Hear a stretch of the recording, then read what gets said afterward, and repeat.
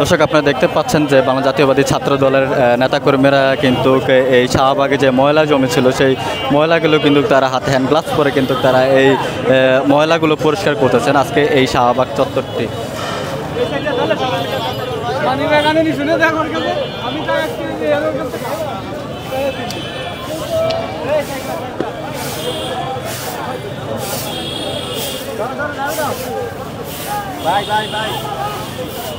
দর্শক, আপনারা দেখতে পাচ্ছেন যে নেতাকর্মীরা রয়েছেন তারা কিন্তু সবাই হাতে হাত কাঁধে কাঁধ লাগিয়ে কিন্তু হচ্ছে আজকে এই শাহবাগ চত্বরে যে ময়লাগুলো ছিল সেগুলো কিন্তু তারা সবাই একই সাথে হয়ে কিন্তু তারা এই ময়লাগুলো পরিষ্কার এবং কাজ করতেছে।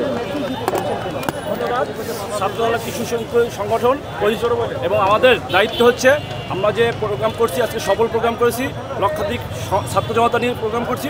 এই জন্য আমরা চাচ্ছি শাহবাগকে পরিষ্কার পরিচ্ছন্ন ক্ষমতা আনার জন্য। শুধুমাত্র কি শাহবাগই পরিষ্কার থাকবে নাকি আশেপাশেও?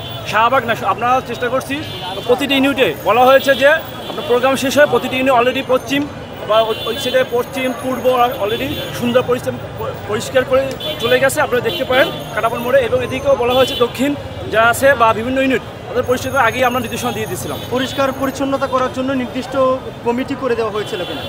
না, কমিটি করা হয় না, কিন্তু নির্দেশনা দেওয়া আছে আমাদের যে আগে যে ইউনিটে প্রতিটা ইউনিটে প্রোগ্রাম শেষে পরিষ্কার করার জন্য নির্দেশনা আগে দেওয়া আছে প্রতিটা প্রেসিডেন্ট সেক্রেটারির কাছে। আজ আপনাদের সমাবেশে কেমন লোকজন ছিল?